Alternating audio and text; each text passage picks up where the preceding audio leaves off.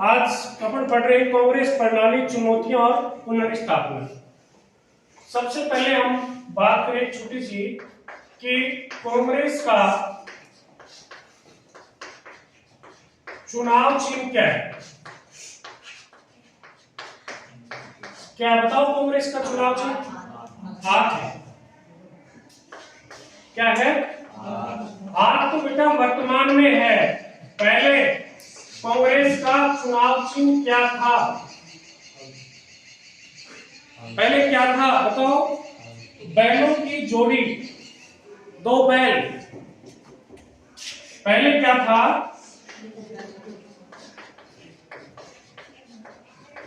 बैलों की जोड़ी। ये शायद आप कभी पढ़ पाओ। कांग्रेस का पहले चुनाव चिन्ह था बैलों की जोड़ी, दो बैल। ये कम जगह मिलेगा आपको हाथी। अब कांग्रेस प्रणाली जब चुनौतियां हुई, कैसे पुनर्स्थापित हुई, सबसे पहली चुनौती कांग्रेस के सामने आई राजनीतिक उत्तराधिकार की चुनौती। पहली आई राजनीतिक उत्तराधिकार की चुनौती।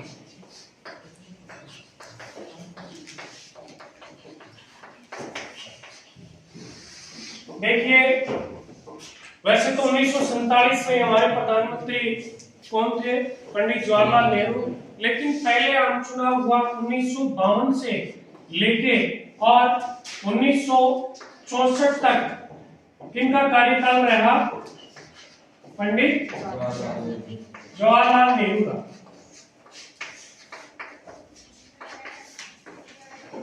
लेकिन जैसे ही 1964 में जवाहरलाल नेहरू का देहांत हो गया, तब एक समस्या पैदा हुई कि क्या किया जाए, किसको आप प्रधानमंत्री बनाए। ये तो चुनौती थी कांग्रेस के सामने। चुनौती क्या थी? राजनीतिक उत्तराधिकार की चुनौती थी। आप किसको बनाया जाए। इसके बाद ही इसके बीच में एक बात और है कि खतरनाक दशक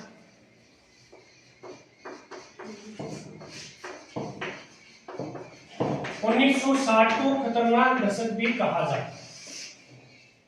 कई बार पूछा जाता है कि खतरनाक दशक कौन सी थी।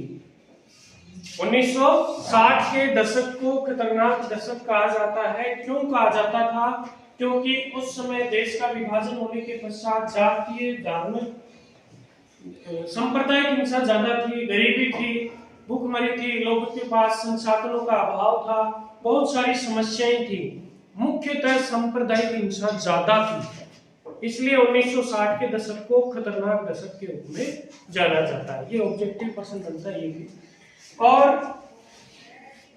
गरीबी थी, गैर बेरोजगारी और सांप्रदायिक और क्षेत्रीय विभाजन के कारण उस समय क्या हुआ? कांग्रेस अध्यक्ष थे तत्कालीन, कोई भी शब्द आता है जैसे तत्कालीन कांग्रेस अध्यक्ष की बात करें तो तत्कालीन कांग्रेस अध्यक्ष यानी उस समय जब पंडित जवाहरलाल नेहरू जी का स्वर्गवास हुआ था, उस समय तत्कालीन का मतलब समझ गए? आज नहीं, उस समय कांग्रेस का अध्यक्ष था के कामराज। कौन था? के कामराज के नेतृत्व में ये विचार लाया गया कि अब भारत की बागडोर किसको सौंपी जाए। उस समय एक सीधे सरल व्यक्ति, बहुत ही ईमानदार व्यक्ति था, लाल बहादुर शास्त्री। कौन था?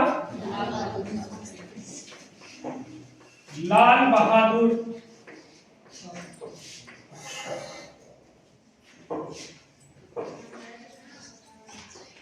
बहादुर शास्त्री, जो उत्तर प्रदेश का रहने वाला था, उत्तर प्रदेश का निवासी था और ये मंत्री भी रहा हुआ है, रेल मंत्री था। लाल बहादुर शास्त्री जी पंडित जवाहरलाल नेहरू के समय रेल मंत्री थे। तब एक रेल की दुर्घटना हो गई थी। तब इन्होंने नैतिक जिम्मेदारी लेते हुए कि ये मेरे मंत्रालय या मेरे अधीन रेल की दुर्घटना हुई थी, अपने रेल मंत्री से क्या कर दिया था, इस्तीफा भी इसने दे दिया था। तब के कामराज इत्यादि व्यक्तियों ने मिलकर एक निर्णय किया कि ये व्यक्ति अच्छा है, इसको, तो जितने भी सांसद थे सब ने सर्वसहमति से निर्विरोध रूप से बिना किसी विरोध के निर्विरोध रूप से किसको बना दिया प्रधानमंत्री, 1964 के अंतर्गत इसको प्रधानमंत्री बना दिया। पहले चुनौती आई थी लेकिन ये तो आसानी से उन्होंने समाधान ढूंढ लिया था। इन्होंने प्रधानमंत्री बना दिया था लाल बहादुर शास्त्री। लाल बहादुर शास्त्री बनते हुए दो समस्याएं आई। लाल बहादुर शास्त्री प्रधानमंत्री बनते हुए इसके सामने दो चुनौतियां थी। पहली चुनौती थी, हमने पीछे वाले पार्ट में पढ़ा था कि 1965 और 67 के आसपास क्या पढ़ा था, अकाल पड़ा, भूखमरी, अकाल पड़ने से गेहूं खाद्यान्न की भारी खाद्यान्न संकट पैदा हो गया था। दूसरा क्या था, 1965 में पाकिस्तान से क्या हो गया था बेटा,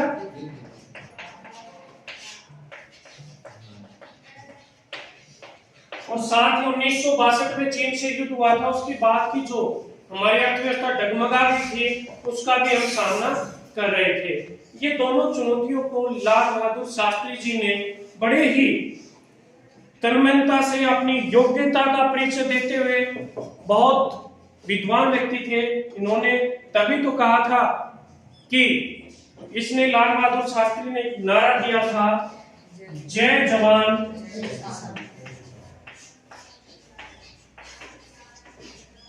क्यों कहा था, क्योंकि खाद्यान्न संकट आ गया था, अकाल पड़ गया था, अनाज की भारी कमी थी।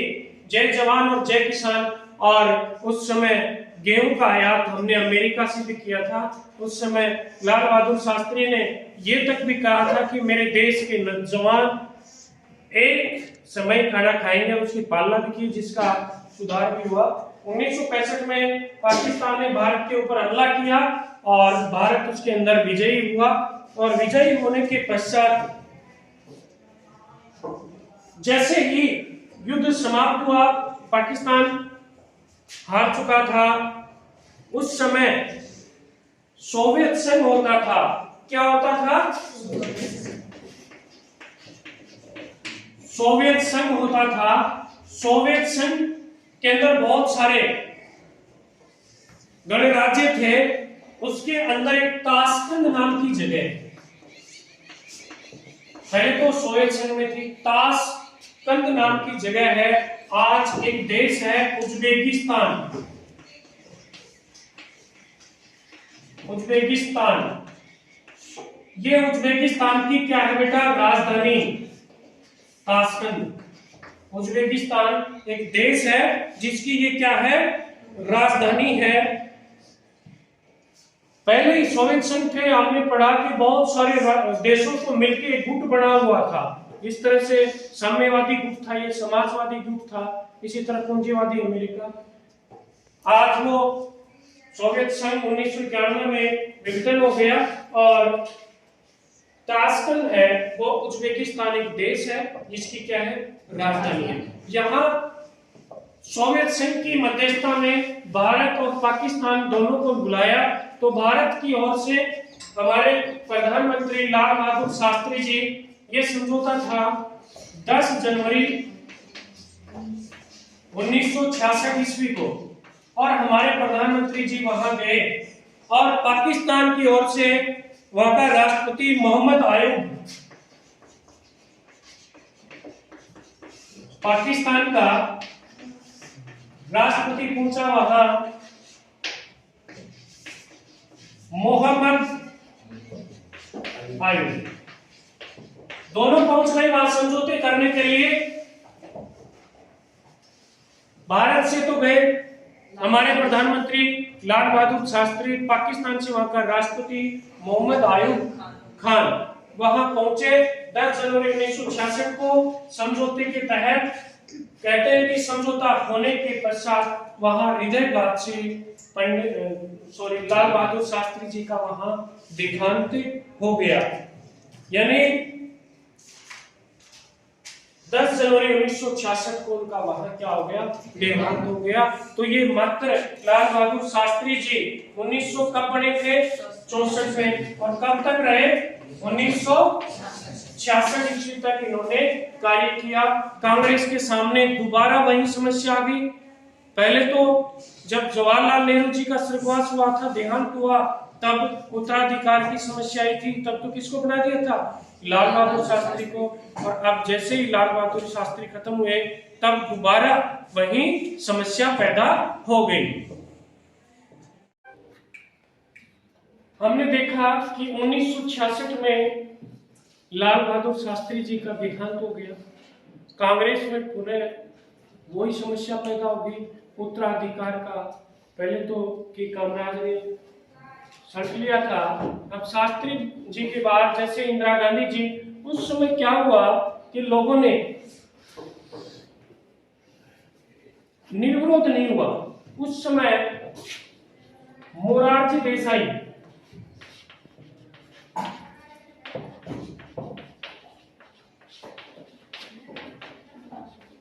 और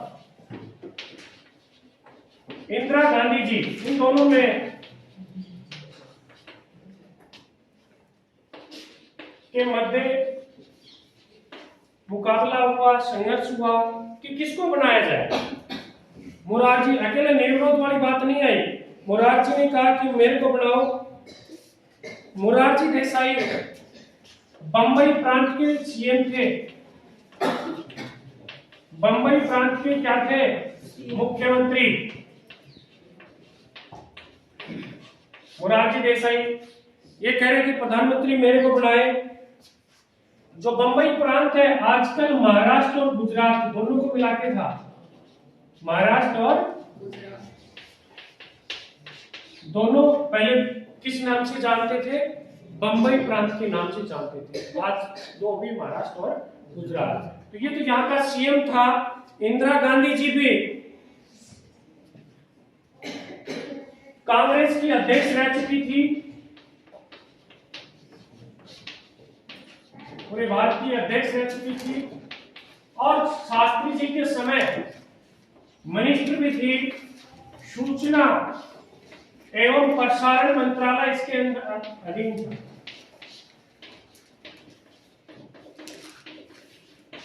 देखो दोनों, एक तो बंबई प्रांत बड़ा प्रांत था, महाराष्ट्र और गुजरात आज को मिला के मुख्यमंत्री था, और दूसरी वो कांग्रेस की अध्यक्ष थी, सूचना प्रसारण मंत्रालय था। साथ ही एक बात और थी इसके साथ इंदिरा गांधी जी की, वो क्या थी, किसकी बेटी थी ये, ये भी एक बहुत बड़ा कारण है। इसलिए इन दोनों के मध्य बहुत ज्यादा संघर्ष हुआ।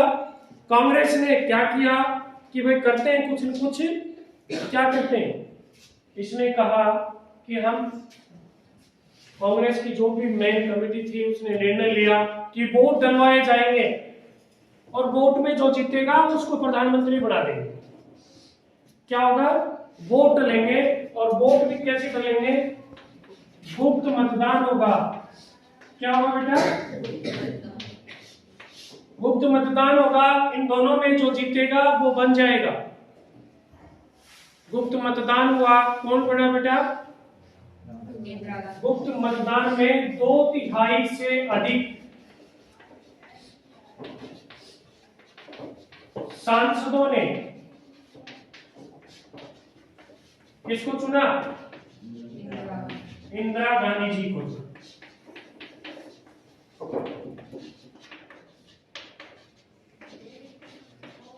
कब, 1966 में।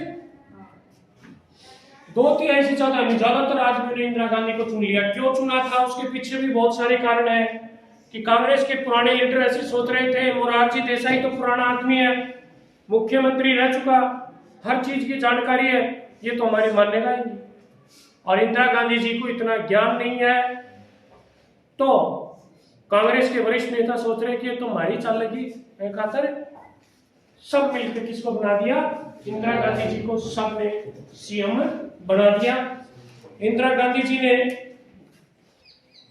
लंबे समय तक कार्यकाल तक काम किया, 1966 से लेकर 1977 तक काम किया है।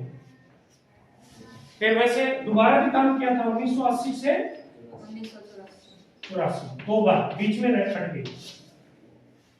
इंदिरा गांधी जी का जैसे नारे पढ़ रहे हैं अपन, जय जवान जय किसान का नारा, इंदिरा गांधी जी ने भी एक नारा दिया था, गरीबी हटाओ का नारा, वो भी कब दिया था उसके ऊपर भी हम चर्चा करने वाले हैं। लेकिन एक बार इतना ही, गरीबी हटाओ का इंदिरा गांधी जी ने क्या दिया था, नहीं कब दिया था, क्या दिया था, इसके ऊपर भी हम चर्चा आज ही करने वाले। 3 आम चुनाव हो गए थे। पहला आम चुनाव था 1951 में, दूसरा था 1956 में, तीसरा था 1961 में और चौथा होना था 1966 में। कब होना था? 1966 में। जैसे ही 1966 में इंदिरा गांधी जी प्रधानमंत्री बनी, इंदिरा गांधी जी ने अपने हिसाब से काम करना शुरू कर दिया। पुराने नेता सोच रहे थे कि हमारी तो चली नहीं, वो विरोध करने लग गए। फिर क्या किया इंदिरा जी ने, एक उस समय देखना, आज की बात, उस समय एक अमेरिकी डॉलर की कीमत 5 रुपए थी। कितनी कीमत थी? 5। और ये महंगाई बढ़कर कितने रुपए हो गई? 7 रुपए हो गई। कितने रुपए हो गई? 7 रुपए हो गई थी। ये होने के बावजूद इंदिरा गांधी जी को ऐसा लगा कि हमें चुनाव करा लेने चाहिए, और उसमें चौथा आम चुनाव 66 की बजाय किसमें हुआ? 67 में। चौथा आम चुनाव, इसके ऊपर चर्चा करने वाले हैं, कब रहा? 1967 में। इसमें नेतृत्व कौन कर रहा था? इंदिरा गांधी कर रही थी। पहले तो सब खुश हो रहे थे, लेकिन बाद में सारे पीछे हटते गए। देखा कि लगभग ऐसे राज्य थे उस समय, कांग्रेस का भी एक विभाजन था, ये नहीं मान रहे थे। कांग्रेस आर और ओ बन गई थी। कांग्रेस आर और ओ।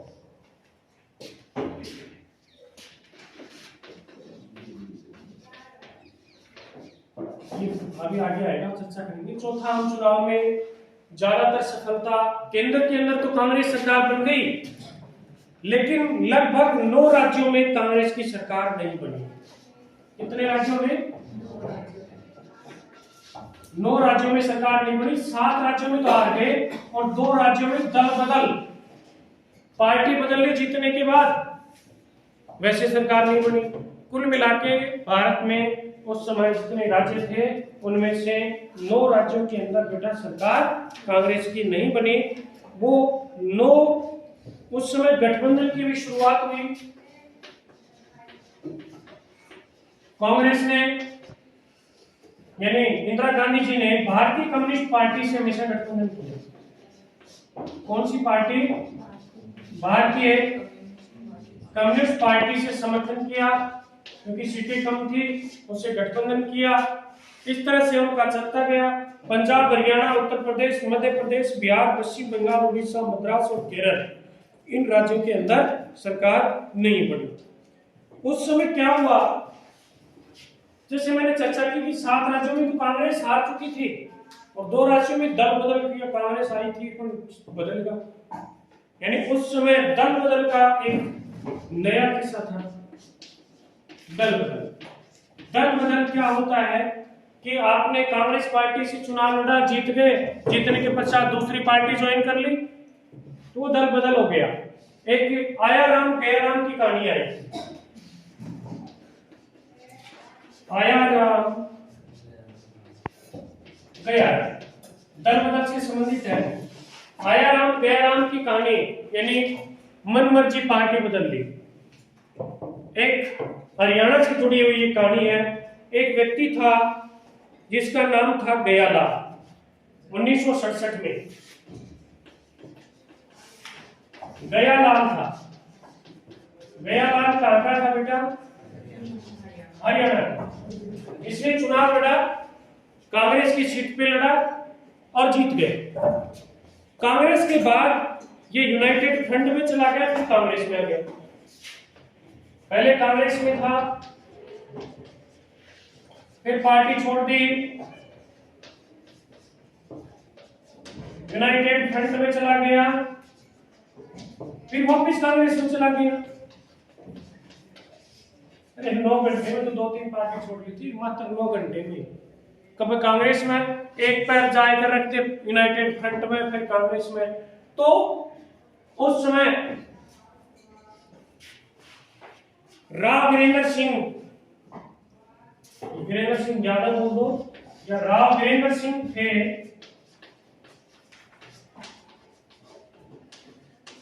उन्होंने कहा था, ये वापस कांग्रेस में आना चाह रहा था यूनाइटेड फ्रंट से, तब राव वीरेंद्र सिंह ने कहा था गया राम था अब आया राम है। राव वीरेंद्र सिंह ने कहा था गया राम था अब आया राम है। कौन गया था? राम गया था, और अब कौन आया है? राम आया। ये चौधरी वीरेंद्र सिंह ने कहा था। लेकिन अब ज्यादातर ये आया राम गया राम की कहानी प्रसिद्ध हो गई। उसके बाद जब अपन ये चुनाव पढ़ रहे हैं, इनमें कांग्रेस भी ज्यादा खुश नहीं थी। अब हम देखिए, इंदिरा गांधी जी को बनाया था कांग्रेस वालों ने 3/4 बहुमत से, ताकि इंदिरा गांधी जी को अनुभव नहीं है और सारी हमारी चलेगी। हुआ नहीं। इंदिरा गांधी जी ने बहुत अच्छा काम किया, अपने विवेक पे काम करने वाले लोगों को मानना बंद कर दिया। लोगों को मतलब जो पुराने की अपनी मनमर्जी, इन्होंने अपने विवेक से काम किया तो नाराज हो गए, इसलिए कांग्रेस में विभाजन हुआ। उससे पहले मैं एक कांग्रेस अध्यक्ष उसकी कुछ छोटी सी बात बता रहा हूँ। के कामराज था ना, कई बार आपसे ये पूछा जा सकता है के कामराज योजना क्या थी। विभाजन से पहले के कामराज कांग्रेस अध्यक्ष थे। उन्होंने 1963 ईस्वी में एक प्रस्ताव दिया था कि जो भी वरिष्ठ कांग्रेसी है, वरिष्ठ कांग्रेस कार्यकर्ता है,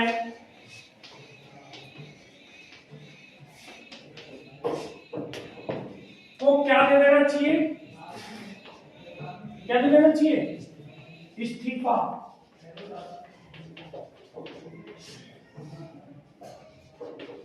दे देना चाहिए और किसको मौका दिया जाना चाहिए? नए लोगों को मौका, युवक पार्टी कार्यकर्ताओं को मौका दिया जाना चाहिए। के कामराज ने ये कहा, कांग्रेस के वरिष्ठ लीडर थे, इन्होंने कहा कि 1963 में के कामराज योजना के नाम से जाना जाता है कि जितने भी वरिष्ठ या पुराने कांग्रेस नेता हैं उनको इस्तीफा दे देना चाहिए और जो नौजवान युवा कांग्रेस के कार्यकर्ता हैं उनको मौका देना चाहिए। इस योजना का क्या नाम है बेटा? के कामराज योजना कहा जा सकता है। अब एक नया आया था विवाद, कांग्रेस सिंडिकेट। ये भी प्रश्न आता है, कांग्रेस सिंडिकेट क्या है? कांग्रेस सिंडिकेट एक कांग्रेस के वरिष्ठ नेताओं का एक क्या है बेटा? समूह है। कांग्रेस के वरिष्ठ नेताओं का क्या है? समूह है, जो अनौपचारिक रूप से इसको कर रहा है। इसको मैं लिखता हूं, कांग्रेस के वरिष्ठ नेताओं का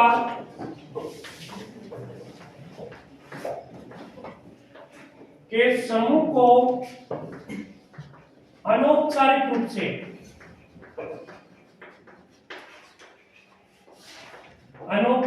से क्या कहते हैं बेटा? कांग्रेस सिंडिकेट। क्या कहते हैं? सिंडिकेट। कांग्रेस के लीडर जो बहुत ज्यादा सीनियर है उनको कांग्रेस सिंडिकेट कहा जाता था। इनमें मुख्यतः कौन कौन थे? के कामराज। कौन कौन थे? के कामराज, एस के पाटिल, के Kamaraj, S K Patil, S Nijalingappa, S Nijalingappa, S Nijalingappa, Neelam Sanjiva Reddy. हो सके तो इनके नाम याद रखना। नीलम संजीव रेड्डी। एक था बेटा अतुल्य घोष। कौन था? ये कुछ एक नेता है, इनके नाम आप याद रखना। के कामराज तो याद हो जाएगा, एस निजलिंगप्पा, नीलम संजीव रेड्डी भी याद हो जाएगा। अतुल्य Ghosh, S K Patil, S Nijalingappa, ये व्यक्ति थे कांग्रेस के सिंडिकेट कहलाते थे। इनको मिला के क्या कहते थे? वे कांग्रेस का एक सिंडिकेट है। ये बीच में हमने थोड़ी सी बात जानी कि के कामराज योजना क्या है, कांग्रेस सिंडिकेट क्या है। कांग्रेस के वरिष्ठ नेताओं का समूह जिसको अनौपचारिक रूप से क्या कहते हैं? कांग्रेस सिंडिकेट। ये नेता थे। अब हम अपने मेन टॉपिक है कांग्रेस में विभाजन, इसके ऊपर आ रहे हैं कि कांग्रेस के अंदर इंदिरा गांधी जी ने क्या कहा कि इंदिरा गांधी जी ने 10 सूत्री कार्यक्रम चलाया। आज का तो 20 सूत्री कार्यक्रम चल रहा है। 10 सूत्री कार्यक्रम चलाया 1967। कब चलाया? 10 सूत्री कार्यक्रम इंदिरा गांधी जी ने चलाया 1967 में। और जो 10 सूत्री कार्यक्रम थे, 10 काम थे, इनमें जो हमने पढ़ रहे थे ना 1969 में 14 बैंकों का राष्ट्रीयकरण किया गया, इंदिरा गांधी जी ने किया था। वही बात चल रही है। सबसे पहले बैंकों पर सामाजिक नियंत्रण। 10 सूत्री कार्यक्रम में जो बातें थी वो क्या थी?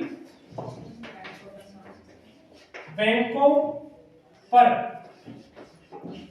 सामाजिक नियंत्रण।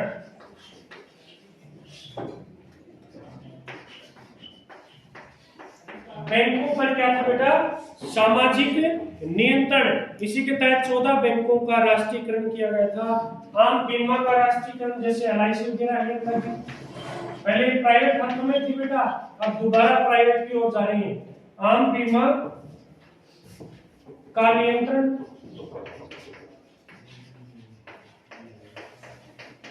आम बीमा का नियंत्रण या राष्ट्रीयकरण, नियंत्रण की जगह राष्ट्रीयकरण शब्द है इसमें।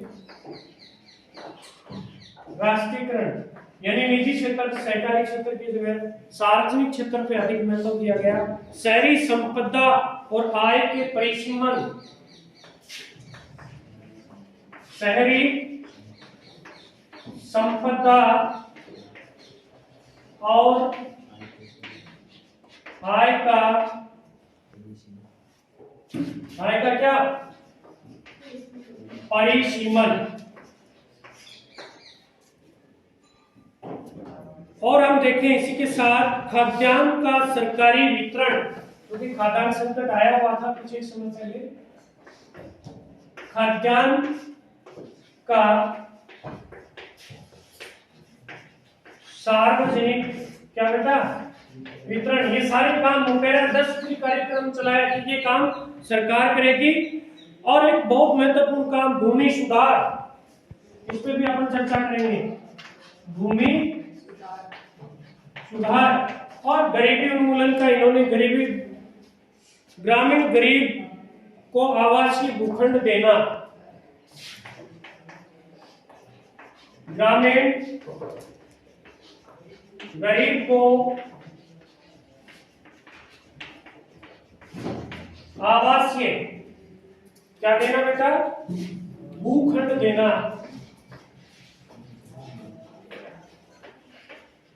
रोक देना।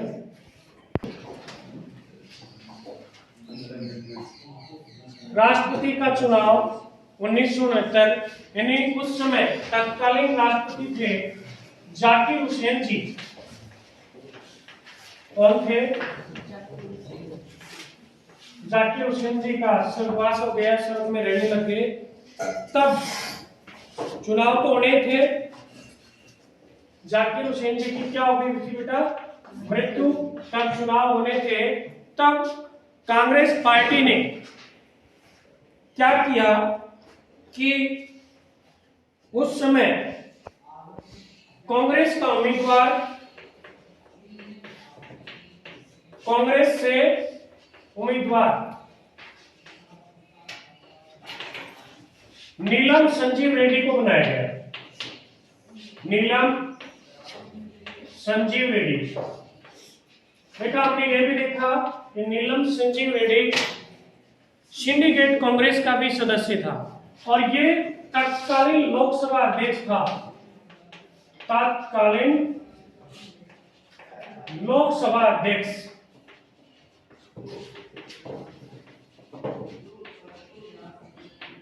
कौन था? तत्कालीन लोकसभा अध्यक्ष था। और कांग्रेस ने इसको मैदान में उतार दिया कि हमारी तरफ से नीलम संजीव रेड्डी उम्मीदवार होंगे। लेकिन वो था ना निजिंगलप्पा, वो तो कांग्रेस का अध्यक्ष है। उस समय इंदिरा गांधी जी ये खुश नहीं थी कि मैं इसको राष्ट्रपति बनाऊंगा। इंदिरा गांधी जी ने इसको समर्थन नहीं दिया। यानी इंदिरा गांधी की असहमति से इंदिरा गांधी जी इसको नहीं बनाना चाहती थी, लेकिन कांग्रेस ने इसको उम्मीदवार बना दिया। तो देखिए आगे आगे क्या खेल होने वाला है कि इंदिरा उस समय उपराष्ट्रपति था। तत्कालीन उपराष्ट्रपति यानी उस समय जो उपराष्ट्रपति था कौन था? वीवी गिरी। वीवी गिरी। इंदिरा गांधी जी ने जाके कहा, वीवी गिरी जी कहां सुनते हो आप? राष्ट्रपति के चुनाव होने जा रहे हैं, जाकिर हुसैन जी मर गए, आप चुनाव लड़ो। बोलो जी कांग्रेस तो था, मैं दुकान बना दियो। नीलम संजीव बोले कांग्रेस से मतलब नहीं है, मैं आपको समर्थन देती हूँ, आप किसका चुनाव लड़ो? राष्ट्रपति का चुनाव लड़ो। यानी वीवी गिरी जी को किसने समर्थन दिया? इंदिरा गांधी कौन थी? किस सरकार की? लेकिन कांग्रेस ने तो नीलम संजीव रेड्डी को खड़ा कर दिया। बोले आप स्वतंत्र रूप से फॉर्म भर दो, बिना किसी पार्टी के, निर्दलीय रूप से, स्वतंत्र रूप से, स्वतंत्र पार्टी नहीं, बिना पार्टी का फॉर्म निर्दलीय उम्मीदवार भर दो। बोलो देख ली कदम आ रहा है, दिक्कत करा दो। बोलो ना ना कोई दिक्कत को नहीं है, तुम चिंता मत करो।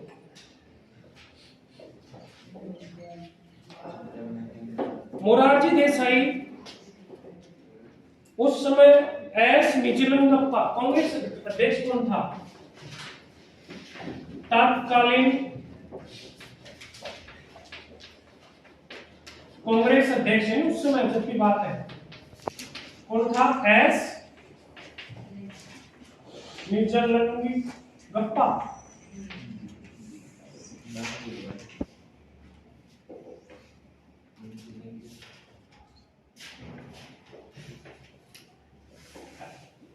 सारा कार्यक्रम हुआ। एस निजलिंगप्पा कांग्रेस का अध्यक्ष था। उसने एक विहिप जारी किया। विहिप क्या जारी किया? विहिप जारी किया। कांग्रेस अध्यक्ष जी ने विहिप जारी किया कि कांग्रेस के सब सदस्य किसको वोट देने देंगे? कांग्रेस अध्यक्ष था इसलिए वो विहिप जारी कर सकता है, कोई इसको नहीं देगा। लेकिन इंदिरा गांधी जी ने क्या कहा? क्योंकि इंदिरा गांधी जी ने तो इसको खड़ा कर रखा था वीवी गिरी को। इंदिरा गांधी जी ने कहा कि सब अपनी अंतरात्मा से खुले मन से वोट डालो। भले कांग्रेस की है वो, लेकिन कांग्रेस ये नहीं कहा कि इसको वोट डालो, क्योंकि इसने तो इसको खड़ा कर दिया। इंदिरा गांधी जी ने कहा कि खुलेआम अंतरात्मा की आवाज पर वोट डालो, खुलेआम, ड्रो मत, खुलेआम अंतरात्मा की आवाज पर क्या डालो, वोट डालो। किसने कहा?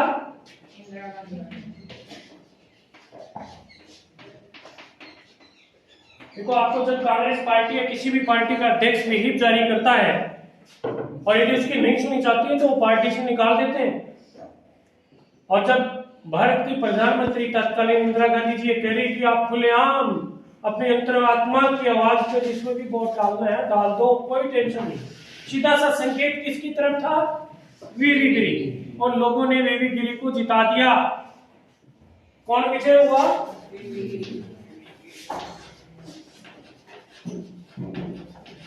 बेचारा नीलम संजीव रेड्डी हार गया। ये उम्मीदवार थे, ये उम्मीदवार था, दो उम्मीदवार थे, ठीक है ना, उम्मीदवार एक और उम्मीदवार दो। नीलम संजीव रेड्डी जी बेचारे हार गए कांग्रेस से, कांग्रेस का प्रभुत्व है, कांग्रेस के उम्मीदवार हार गए।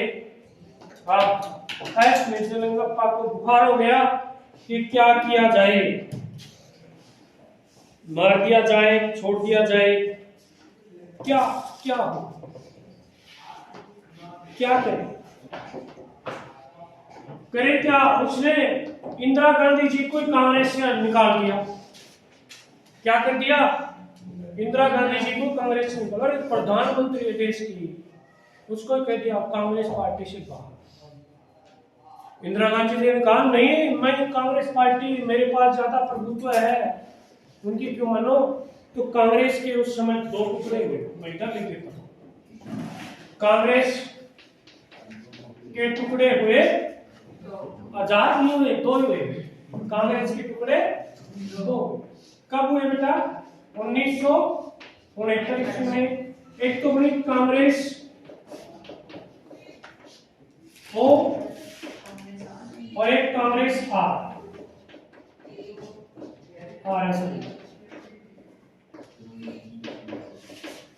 Congress O, Congress are.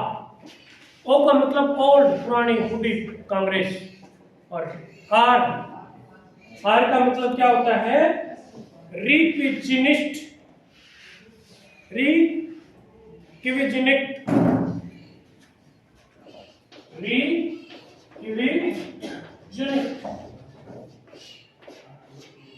और ओ का मतलब क्या है? ऑर्गेनाइजेशन, ओल्ड नहीं है बस।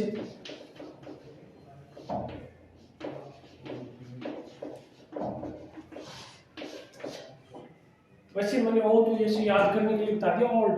अच्छा, ओ का मतलब क्या है? ऑर्गेनाइजेशन, यानी जो मूल कांग्रेस अपने आप को ये मानते थे, कांग्रेस इंडिकेट ओ, ऑर्गेनाइजेशन। और इसको रिविजनिस्ट, रिविजनिस्ट,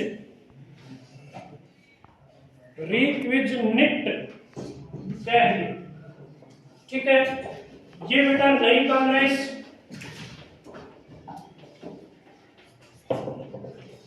और ये बेटा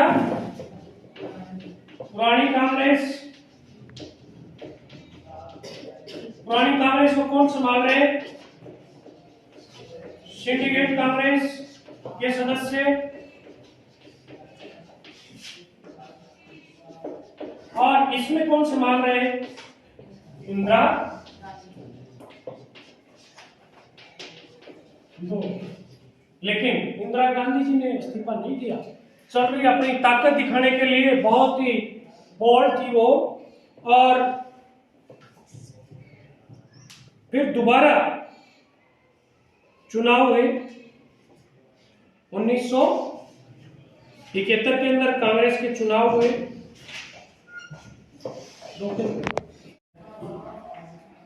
1971 का चुनाव और कांग्रेस की जो पुनर्स्थापना हुई थी, ये अपन चर्चा कर रहे हैं कि उस समय गठबंधन बनाया था। क्या बनाया था? गठबंधन की शुरुआत हुई थी, गठबंधन बनाया था डीएमके और भारतीय कम्युनिस्ट पार्टी। देखो, सबसे पहले अपन ये बात करना चाहें कि 1970 में इंदिरा गांधी जी ने लोकसभा भंग की सिफारिश कर दी थी और वो चुनाव कब कराए गए? 1971 में। 1971 में कौन सा चुनाव हुआ था? 5वां लोकसभा का चुनाव हुआ था। कौन सा? 5वां चुनाव हुआ था। इसमें एक ग्रैंड अलायंस बना था।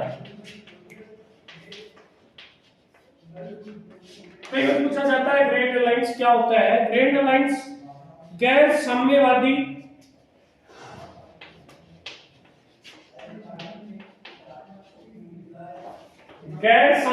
संगठन ग्रैंड अलायंस था गैर कांग्रेस पार्टियां और इंदिरा हटाओ, यानी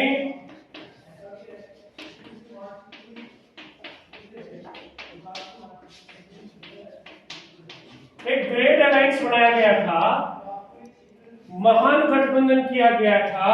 किन किन के मध्य? गैर साम्यवादी पार्टी, गैर कांग्रेसी पार्टी। इन्होंने, इनके पास कोई उद्देश्य नहीं था, एक ही नारा था इनका, इंदिरा हटाओ, इंदिरा यानी इंदिरा हटाओ की बात कब चली? 1971 के 5वें लोकसभा के चुनाव में ग्रेट अलायंस के द्वारा चलाई गई थी। इसके अंदर कौन कौन थे? एसएसपी, पीएसपी पार्टी देखी ना, एसएसपी पार्टी थी, पीएसपी पार्टी थी, जनसंघ स्वतंत्र पार्टी, जनसंघ स्वतंत्र पार्टी और थी क्रांति दल।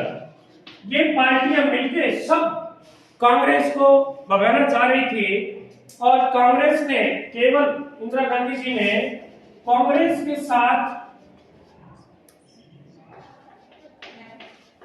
भारतीय कम्युनिस्ट पार्टी का गठबंधन किया। भारतीय कम्युनिस्ट पार्टी, यानी आप देखें, एक तरफ गठबंधन था कांग्रेस भारतीय कम्युनिस्ट पार्टी का, एक तरफ दूसरा गठबंधन था ग्रेट अलायंस का। वो उसके अंदर बहुत सारी पार्टी थी, एसएसपी, पीएसपी, जनसंघ स्वतंत्र पार्टी, क्रांति दल, यानी जो भी कांग्रेस को भगाना चाह रहे थे वो सारे इसके अंदर थे। और दूसरा था कांग्रेस प्लस भारतीय कम्युनिस्ट पार्टी। इन्होंने तो इंदिरा हटाओ का नारा दिया था, इन्होंने नारा दिया था गरीबी हटाओ। क्या नारा दिया था? गरीबी हटाओ का नारा दिया था। ग्रेट अलायंस ने नारा दिया था इंदिरा हटाओ।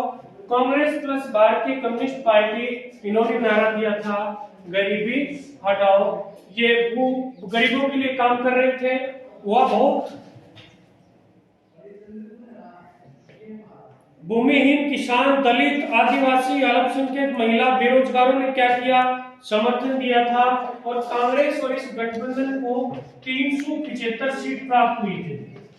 अभी तक इतनी सीटें नहीं आई थी कांग्रेस के पास। अकेली 352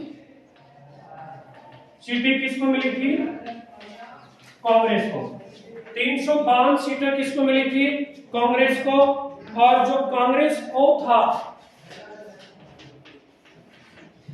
कांग्रेस ओ, इसको मात्र कितनी सीट मिली थी? 16 सीट। कांग्रेस ओ को मात्र कितनी सीट मिली थी? 16 सीट। और जो ग्रेट अलायंस थी, इसको कितनी सीट मिली थी? 40 सीटें। इसको कितनी सीटें मिली थी? 40 सीटें। और इसी समय 1971 में क्या हुआ? पूर्वी पाकिस्तान और पश्चिमी पाकिस्तान अलग होकर कौन सा देश बना दिया था? बांग्लादेश स्वतंत्र हो गया था। यानी हम देखें, 5वीं लोकसभा में इंदिरा गांधी जी वाली कांग्रेस दोबारा स्थापित हो गई थी। केवल कांग्रेस ओ ये ऑर्गेनाइज के रूप में थी, ऑर्गेनाइजेशन के रूप में से मात्र 16 सीट। इसमें बहुत ज्यादा सीटें, 375 सीट, 352 अकेली कांग्रेस ने विजय की थी। और क्योंकि ये इसलिए सीटें आई क्योंकि कांग्रेस, इंदिरा गांधी जी गरीबी हटाओ का नारा दिया था, मुद्दा था गरीब, किसान, मजदूर सब वर्ग ने इसका भरपूर क्या किया था, समर्थन किया था। इनकी ग्रेड अलायंस की मात्र 40 सीटें आई, इन्होंने, इनके पास कोई मुद्दा नहीं था, इस वजह से इतनी की सीटें कम आई। और इस तरह से जब 1971 में पूर्वी पाकिस्तान के अंतर्गत अत्याचार हुए, वह आंदोलन हुए, भारत ने उसका सहयोग किया, तो पूर्वी और पश्चिमी पाकिस्तान अलग अलग होकर बांग्लादेश स्वतंत्र हुआ था। इतनी बड़ी सफलता की वजह से इंदिरा गांधी इसमें अस्तित्व के अंदर आ गई थी। इस तरह से कांग्रेस की दोबारा, क्योंकि कांग्रेस में हमने सबसे पहले चुनौतियां थी, राजनीतिक उत्तराधिकार की चुनौतियां थी। पहले जवाहरलाल नेहरू जी, फिर उसके बाद में शास्त्री जी, और शास्त्री जी के बाद में इंदिरा गांधी जी आई। इंदिरा गांधी जी के बाद जब 1969 में राष्ट्रपति का चुनाव हुआ तो कांग्रेस के दो अलग भाग हो गए। और लेकिन 1971 के चुनाव में देखा, क्या देखा, 1971 के चुनाव में वापस कांग्रेस इतनी मजबूती से आई कि कांग्रेस के 5 सदस्य थे, उनका प्रभाव निष्क्रिय हो गया। वास्तव में इंदिरा गांधी जी ने बहुत ताकत दिखाई थी।